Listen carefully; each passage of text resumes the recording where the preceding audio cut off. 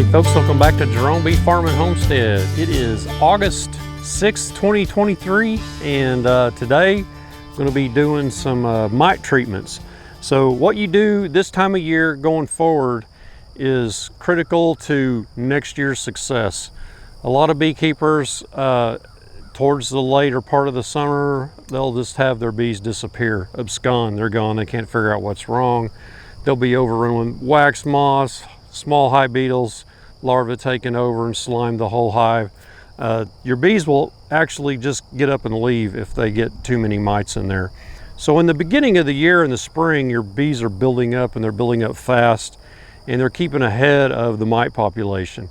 So this time of year, the queens slow down laying, and the mites never did stop laying inside the larvae, inside the cells, and their population starts going up, bee population goes down, and your mites per 100 bee counts will get high. Typically you want, I think it's around 3 mites per 100 is the minimum that you want to have, and you want to be treating. So what I use is Oxalic Acid Vapor. There's several different methods. There's strips you can hang in there. There's foam that you can spray on them with thymol. There's Apigard, Apivar. There's all kinds of things. There's natural chemicals and things like that. If you have just a few hives, I would go with the Apigard, which is the hang the little strips. I think I got that right. There's Apivar and Apigard. I always get them confused. But the ones that's the little strips, and it's 1 strip per deep, they're expensive, but if you only had 3 or 4 hives, that's the way I'd go, because you just get it in there and you're done. You do have to take it out after 40 some days, but they're really effective. But for me, I try to keep 30 hives, it would be, I think, over $500, close to $500 to do all my hives with some of the singles and the doubles that I have, and that's just too much money. The most cost-effective way for me is this Oxalic Acid Vapor, and it's expensive up front to get your equipment, which I use this ProVap 110, which was about $500 back when I got it, and now there are some newer options coming out, and they're cordless. And I was trying to get hooked up with Rob over at Low Rob and get a battery powered one. So what they do is they run off the new lithium power tool batteries. So your Milwaukee, your DeWalt batteries like that, you just plug them in, and the where you put the oxalic acid, it has a little injector that you just stick into your bag, fill it up, and pop it on. It spring loads, you pop the spring, and man, it goes. And they work really good. So I was wanting to get one of those and demo it for you, but it doesn't look like it's going to happen this year. But this works well. The only downfall to it is it's got a cord, so you have to have a good battery and an inverter that's about 1500 watt inverter, or have a generator, which I have a little generator that I bring out here. It's a little Honda inverter style generator, so it's not real loud, and it works really good. So I just run my cord down one side and then run it up the other, but it is a hassle messing with the cord, but it does work well. So I get my oxalic acid from Florida Laboratories. It's like 96% pure. It's really good stuff. You can get the Ace Hardware oxalic acid in a little container from the hardware store. It will work, but when using this vaporizer here, it's not real pure, so it would leave some slag in this little copper tube, and it would plug up, and when I would put my oxalic acid in there and it vaporized, it would be plugged up and it would blow the top off. So that's something to be aware of. So I'll put a link to that Florida Labs oxalic acid down in the description below, so you can get that. I got mine off Amazon.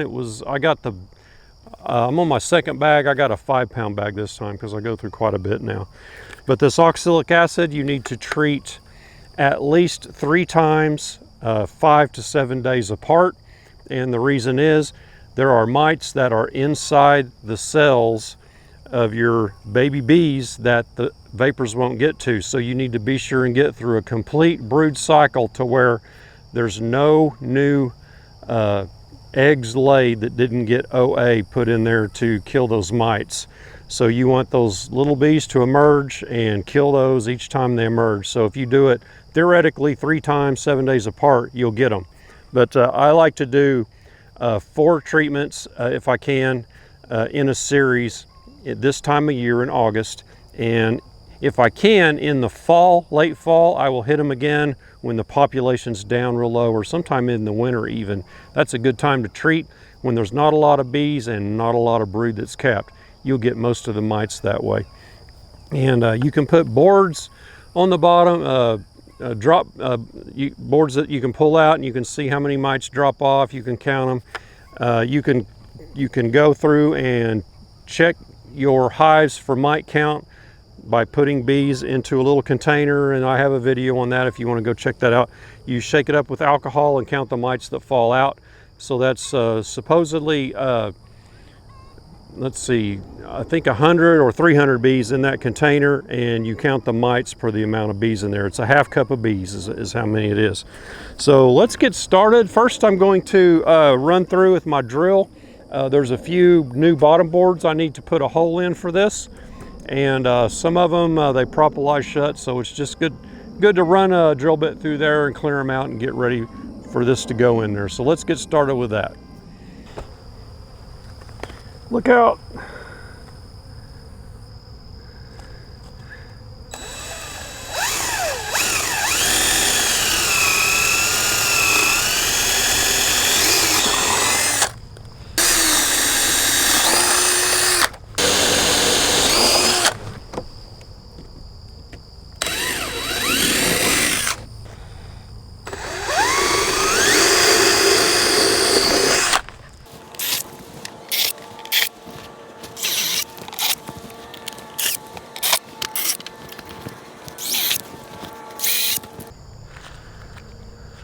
So these 2 hives here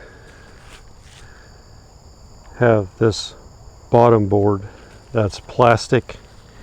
So plastic bottom boards will never rot out, but you can't do an oxalic acid treatment through it. So what you have to do is add a shim or a slatted rack, which that one has there. So this one over here doesn't have one. So I need to break this hive down and get that extra little piece of wood down there on the bottom so I can drill a hole in it, because I don't want to drill a hole in my brood box there.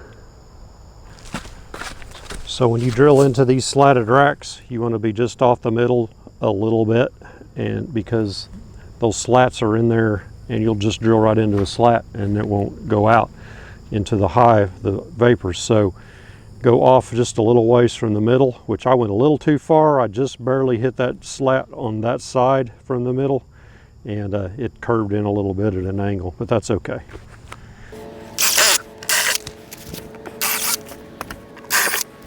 So here's a slatted rack. I went and grabbed one. I'm gonna go ahead and get this hive broke down and get this put on the bottom real quick. And this is what they look like. What it does is it gives some space between the frames that will be just above this and the entrance, which would be down here. And this little piece of wood here kind of gives a little bit of shelter from that entrance and any breeze. So early spring, the queen can lay lower, and then later on in the summer, it gives them some extra space. So the bearding theoretically won't be as bad, a little less pressure for space in the beehive, and maybe a little less tendency to swarm. So that's some of the benefits of a slatted rack. They're pretty pricey if you buy them. When I bought these, I think they were like $30-something, which they've probably gone up since then, but I haven't bought any in quite a while. I don't use them as much now, just because of the cost to the benefit. I don't know if it's worth it. But one of the first beehives I bought from a beekeeper had this in it, so I thought this was a must-have in every beehive, which it's not. But you know, decide for yourself. So you can see where I'm going to drill my hole. This time I'm going to go and look, and I'm going to make sure my hole gets right between these slats here. Looks like it actually should be right in the center.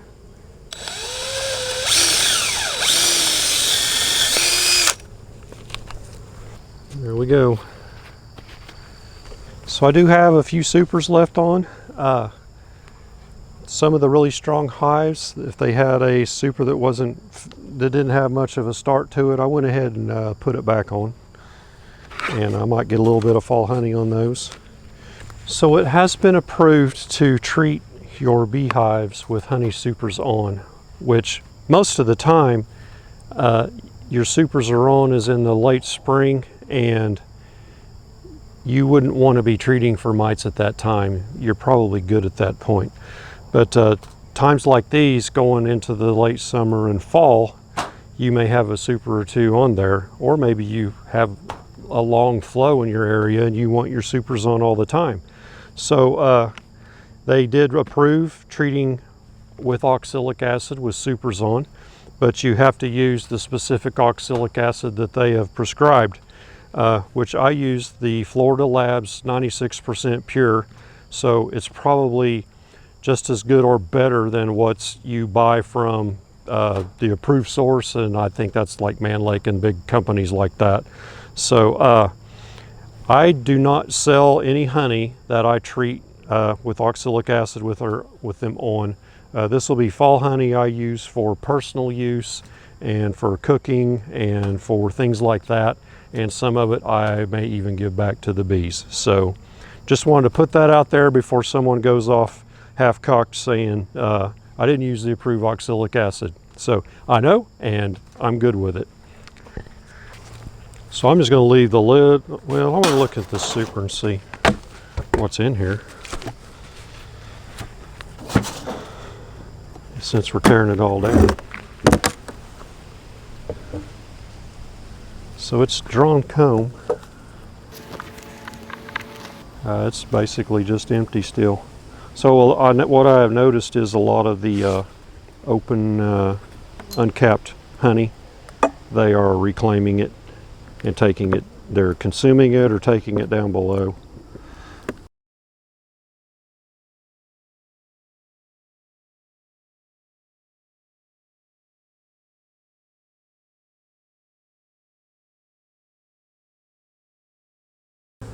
So it has a little lever down here that you can slide back and forth and open this vent, but they filled it full of propolis, so it's shut.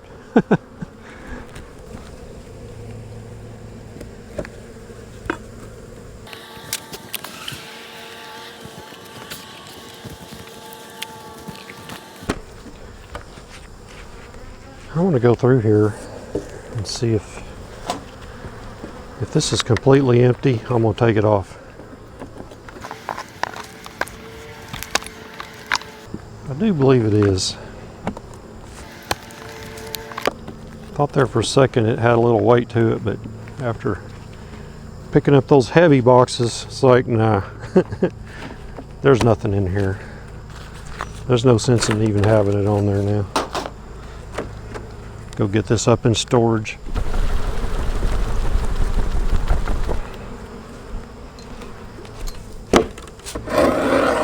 I'm gonna get this cleaned up so it'll be a nice flush fit and be less work for them, and then they can get it sealed up and ready for winter.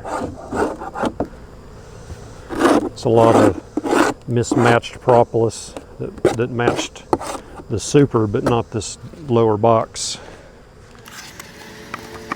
Oh yeah, that's much better. All right, that one's set. Now I can move on.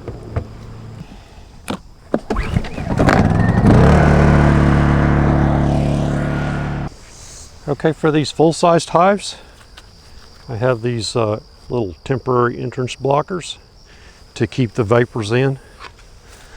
So I will put these on in advance,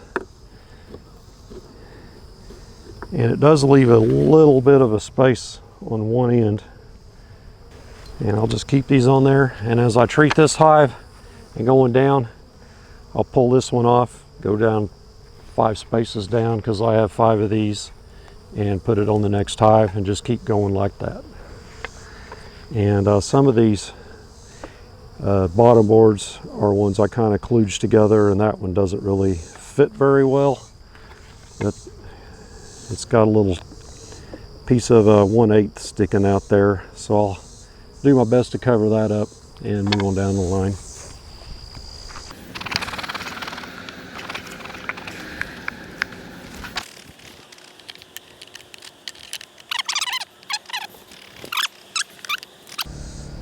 Okay, here's my oxalic acid. Keeping this container here. It comes in a big old bag. And these nukes here are double-decker nukes, so it's a equivalent to a single deep. So they get 1 gram, which is a scoop, which I use a big scoop. So that whole cup's about a 2 gram. And for the double deeps, I will heat that up really good. And once this gets up to temperature, we'll get it flipped over onto this, and I'll show you how it goes in there. Okay, got the respirator on because you don't want to breathe this. Just turn it over, press it down on the cup.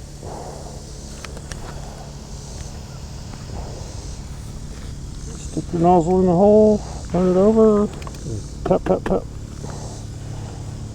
If you do that, your temperature will go down, and when it gets back up to temperature, that means it's done.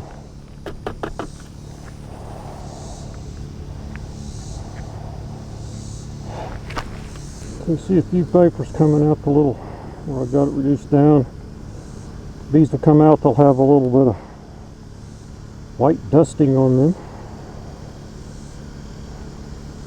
So what that vapor does, it goes throughout the hive, it coats the hive, and it gets on the mites, and it dehydrates the mites and kills them, but it does not affect the bees at all.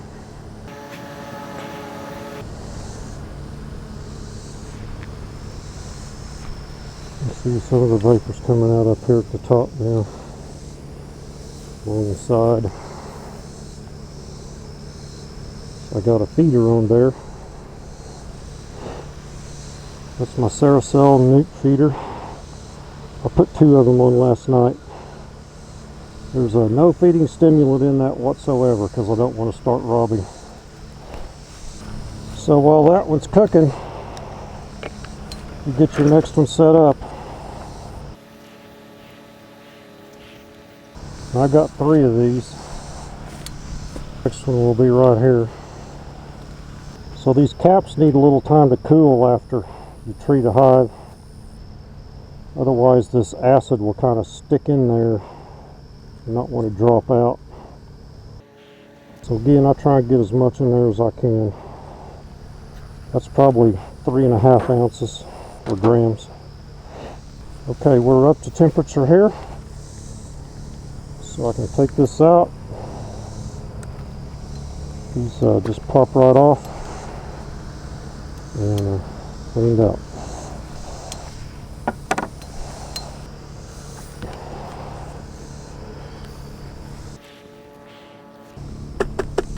These little nukes, they've been through a brew break, so they probably don't have many mites in them, but I go ahead and treat them anyway. And these Apimays, you can't treat them because they're plastic, but I will transfer these out into wood nukes later in the year here, and then I'll get a treatment on them at that point.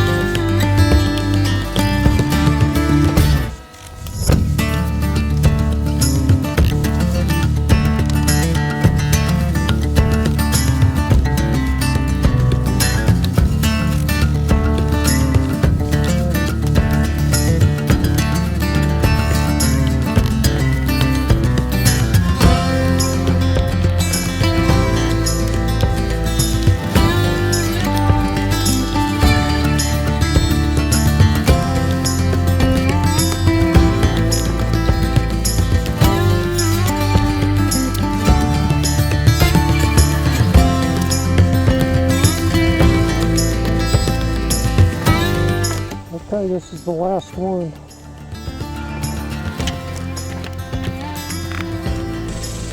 Always be sure and walk around your hives and make sure you got off all of your entrance covers, because you don't want to forget to leave one of these on, especially in this heat. So this hive here was totally empty, not sure what happened. I pulled out a few hives to look for mite poop, didn't really see any, so I figure it's a failed queen. I did have a super I left on it, so apparently they didn't do much, and it was a undrawn super, so not sure what happened here, but I've got 2 single deep hives. I'll go ahead and move these boxes onto those and keep this comb protected, keep wax moth from getting infested in them. So that's it for treatment number 1.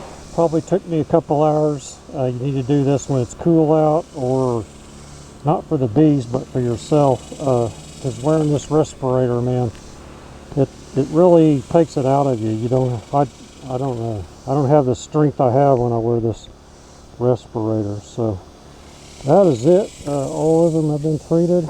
Had 1 dead out, or 1 failed hive, and my hive 22 over there that I introduced a queen into it a few videos back, it had pretty much failed, and I'm not sure what happened. I think it got too hot because a lot of the larvae and brood from that new queen I put in there, they were dying, and they were pulling them out and they were dead on the bottom. So there's a lot of brood in there, so that queen was doing good. So I'm not sure what happened with it, but anyway, 22 I reduced to a nuke, and that's all that's left of it. So we've lost 2 hives, so we had like 36, so down to 34. So that's it for the video. Give me a thumbs up, and don't forget to subscribe on your way out. We'll catch you on the next beekeeping video.